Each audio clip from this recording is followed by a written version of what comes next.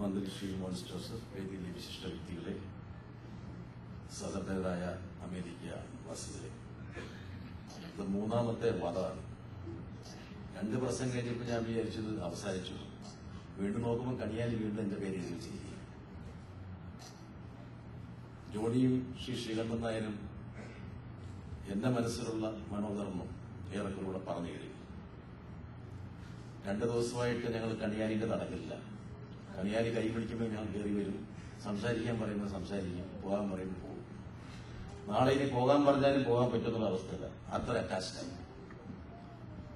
ഒരുപക്ഷെ ഇതുപോലൊരു ഐക്യത്തോടെ ഇത്ര സൗഹാർദ്ദപരമായ ഒരു അന്തരീക്ഷത്തിൽ ജോണിയും ശ്രീകണ്ഠനാരും പറഞ്ഞ പോലെ വ്യത്യസ്ത ധ്രുവങ്ങളുള്ള ആൾക്കാരെ പങ്കെടുപ്പിച്ചുകൊണ്ട് ഇതുപോലുള്ള ഒരു മികവുറ്റ കൂട്ടായ്മ സമീപകാലത്തൊന്നും കേരളത്തിലോ കേരളത്തിന് വെളിയിലോ ഞാൻ കണ്ടിട്ടില്ല. ആ അർത്ഥത്തിൽ കണിയാലിയുടെ നേതൃത്വത്തിലുള്ള മാധ്യമ പ്രവർത്തകരുടെ സംഘം അഭിനന്ദനം അറിയിക്കുന്നു.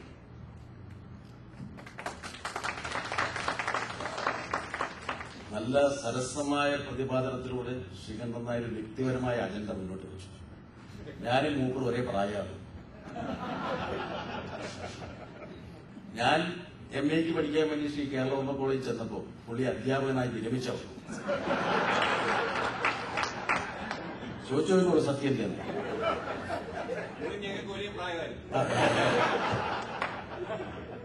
ഞാൻ BA റാങ്ക് പഠിച്ചിട്ട് MA റാങ്ക് പഠിച്ചിട്ടുണ്ട്. അപ്പൊ ഇപ്പം പുള്ളിനെ ഒരേ പ്രായത്തിലാക്കി. നല്ല കാര്യമാണ്. മനസ്സിന്റെ EMS പറയാറുണ്ട്, പ്രായമെന്ന് പറയുന്നത് മനസ്സിന്റെ ഒരു അവസ്ഥയാണ്. മനസ്സിന് ചെറുപ്പമുണ്ടെങ്കിൽ നമുക്കും ചെറുപ്പമാണ്. ആ അർത്ഥത്തിൽ എന്നെക്കാളും ചെറുപ്പമാണ് ശ്രീകണ്ഠൻ നായർ. എന്താ കാരണം വെച്ചാൽ ഇടവേളയിൽ പിരിഞ്ഞപ്പോൾ ജോണിയും ഞാനും കൂടെ അസൂയോടെ നോക്കി. എല്ലാ പെണ്ണുങ്ങളും മൂപ്പർ കൊണ്ടിരുന്ന വോട്ടെടുക്കുന്നത്. മൂപ്പറേക്കാൾ അല്പമൊക്കെ ചെറുപ്പം നമുക്കുണ്ടെന്ന് നമ്മൾ അവകാശപ്പെട്ടു. ഞങ്ങൾ രണ്ടും തട്ടിപ്പോയി.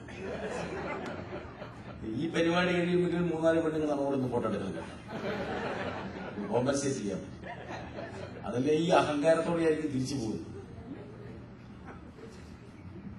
ഈ ഒരു കോൺഫിഡൻസിന് ഒരു പ്രത്യേകത ഉണ്ടായിരുന്നു. സാധാരണ കേരളത്തിന് വെളിയിൽ പോയി കഴിഞ്ഞാൽ കേരള ബാഷിംഗാണ്. കേരളത്തെക്കുറിച്ച് കുറ്റവും കുറവില്ലാത്ത ഒരു കൂട്ടായ്മയും കേരളത്തിന് വെളിയിൽ സംഭവിക്കാറില്ല. പക്ഷേ എന്താണെന്നറിയില്ല, ഇത്തവണ ആരും കേരളത്തെക്കുറിച്ച് വലിയ കുഴപ്പമൊന്നും പറഞ്ഞില്ല. മോൻസ് ഒരു ചിരിയിലെങ്ങോട്ട് നിങ്ങളെ മയക്കിയെന്ന് എനിക്ക് സംശയമുണ്ട്. കൂടെ കുളവായി കിടക്കുകയാണെങ്കിൽ മോൻസിന്റെ ചിരി കാരണം പത്രക്കാർ എഴുതാറേ ഇല്ല.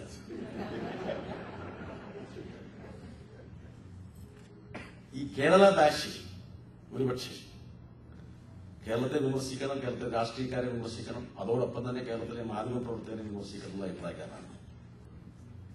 പക്ഷേ അമേരിക്കയെ കേരളത്തിൽ റീപ്ലേസ് ചെയ്യാൻ പറ്റില്ല. എല്ലാവരും പറയാറുണ്ട്, you cannot make Mumbai a Shanghai.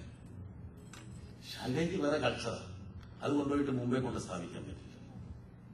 ഓരോ സ്ഥലത്തിനും അതിന്റേതായിട്ടുള്ള ഒരു പൈതൃകം, ശീലം, ഒരു രീതിയുണ്ട്. ഇപ്പൊ മദിരാശിയിലും ബാംഗ്ലൂരും ഡൽഹിയിലൊക്കെ ഫ്ലൈ ഓവറുകൾ ഇങ്ങനെ കണ്ണടച്ച് തുറക്കുന്നതിന് മുമ്പ് പൂർത്തിയായിക്കൊണ്ടിരിക്കുക. കേരളത്തില് ശ്രീകണ്ഠൻ പറഞ്ഞ ഒരു അണ്ടർപാസിന് വേണ്ടിയിട്ട് മോതിരം കൊടുത്ത് മന്ത്രിക്കും. ഒരു അണ്ടർപാസ് ഉണ്ടാക്കിയപ്പോൾ ഖജനാവുകാരിയാണെങ്കിലും വക്കപുരുഷോത്തമൻ മുനീറിന്റെ കയ്യിൽ മോതിരം ഇടിപ്പിച്ചു. അന്ന് ഇഷ്ടം ഒരു കഷ്ടകാലം മുനീർ തുടങ്ങി. 10 വിജിലൻസ് കേസോ പറ്റി ഇവർ ഫയൽ ചെയ്തിട്ടുണ്ട് മൂപ്പർക്ക്. പക്ഷെ ഒരു കാര്യം മനസ്സിലാക്കേണ്ടത് വെച്ചാൽ you cannot replace A place. ഇതുകൊണ്ടാണ് പണ്ട് പുസ്തകത്തിൽ പറഞ്ഞിട്ടുണ്ട്, ഈസ്റ്റ് ഏഷ്യൻ ക്രൈസിസ് സംഭവിച്ചപ്പോൾ ഈ ചൈനക്കാർ ഈ ക്രോക്കഡൈൽ മീറ്റ് തിന്നുന്നവരാണ്, ഭയങ്കര ഇഷ്ടമാണ് മുതലയുടെ ഇറച്ചി. അപ്പൊ ഈസ്റ്റ് ഏഷ്യൻ ക്രൈസിസ് വന്നപ്പോൾ ബാങ്കോക്കിൽ നിന്ന്, തായ്ലൻഡിൽ നിന്ന് ഒരു 40,000 മുതല കുഞ്ഞുങ്ങളെ ചൈന സുഖവിലയ്ക്ക് അങ്ങോട്ട് കടത്തിക്കൊണ്ടുപോയി. ഒരു ജെറ്റിലാണ് കൊണ്ടുപോയത്. അപ്പൊ അവര് വിചാരിച്ചു ഈ ക്രോക്കഡൈൽ മീറ്റിന്റെ എന്തായാലും ഈ പത്രപ്രവർത്തകരുടെ ഒരു കൂട്ടായ്മ ഒരു പക്ഷേ ഓക്കെ ശരി, ഓക്കെ, പത്രപ്രവർത്തകരുടെ കൂട്ടായ്മ ജോണി പറഞ്ഞതുപോലെ ഇവിടെയുള്ള വൈരുദ്ധ്യങ്ങളെയും മറ്റുള്ള സംഘർഷങ്ങളെയും മാറ്റി ഒരു കൂട്ടായ്മയുടെ ഒരു സംസ്കാരം സൃഷ്ടിക്കാൻ സഹായിക്കട്ടെ. അതിന് നേതൃത്വം കൊടുത്ത പ്രസ് ക്ലബിന്റെ ഭാരവാഹികൾ അഭിനന്ദനം അറിയിക്കുന്നു. നന്ദി, നമസ്കാരം.